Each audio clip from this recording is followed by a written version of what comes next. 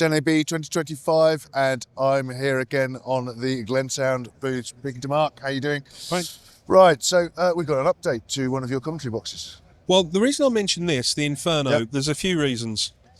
People will be very familiar with the Inferno, because the Inferno is the most widely used Dante commentary box in the world. Right. It was our very first Dante product. So this has been around since 2015. Right.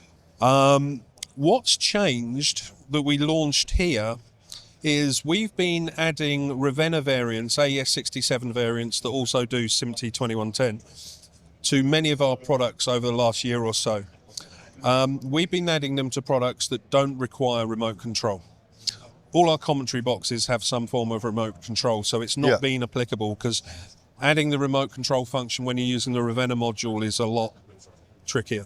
Right. But we have done it first on the Inferno, because it's the most popular box. So the Inferno is now available with a full RAVENNA card, which gives you full AES67, SMPTE ST2110-30 and NMOS.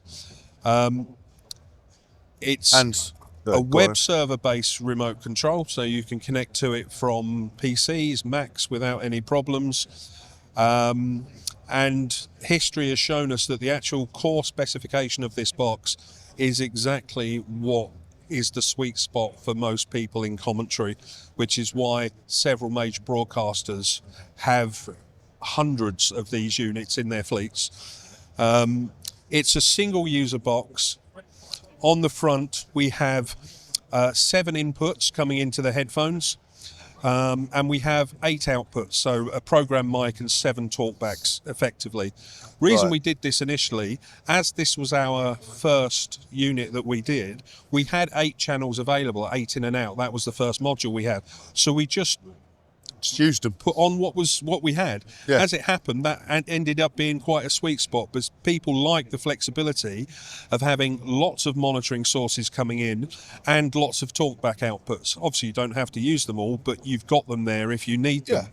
And over the years it's been subtly modified. These pots, you can set them to go to fully off, or they only go to dim, because it's very common to have a director that you can't turn off, for example.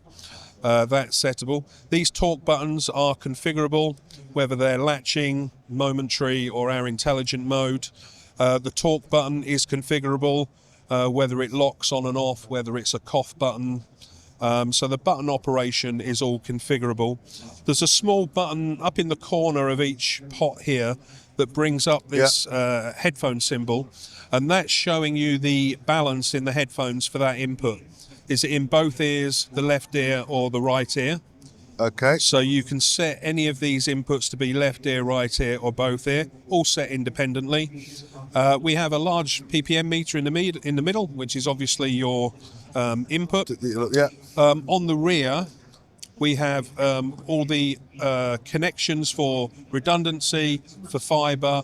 It has a DC input. It has a mains power supply. So you have 4 network connections, and you have 4 power supply options. So it's a very redundant unit. You can adjust the gain and the input type from the rear. That can be locked out in the software. Right. So that doesn't have to be accessible, but it can be. And it can be powered PoE. Yeah, absolutely.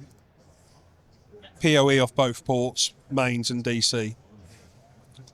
And the switching between the power sources is all managed, so it's auto switching. You won't lose power on the box if the unit is moving. We've got a variation of this box as well, the Plus version, which is slightly wider, because it's quite fashionable now to have analog outputs. So if you want a version of this box with an analog output for backup if the network fails, we can do that as well. And there is a full software suite for this, for controlling the interaction of the buttons, the configuration of the unit, and very simple, the main things of the gain up and down and mic on and off in the software. And we've done many modifications to it over the years. We have one customer that didn't want to use all the pots, so we can make the other pots stereo, for example. So we have 8 channels, so we Yeah. can make some of them stereo if that's required. We have a functionality where we can turn all the lights out if they don't want lights, if it's in a vision location. You know, we're very flexible with how these works, how they Of course, work. they want enough units. And it is the workhorse sort of standard single user commentary box that you will see in many, many locations around the world. Absolutely, but now with Ravenna, with Ravenna. AES67. Yep, and the important SMPTE 2110. 2110-30. Brilliant. Great update. Thank you very much, Mark. Have a look at the other videos that we've been doing here on the Glensound stand of everything else that we're doing at NAB 2025. It's kitplus.com.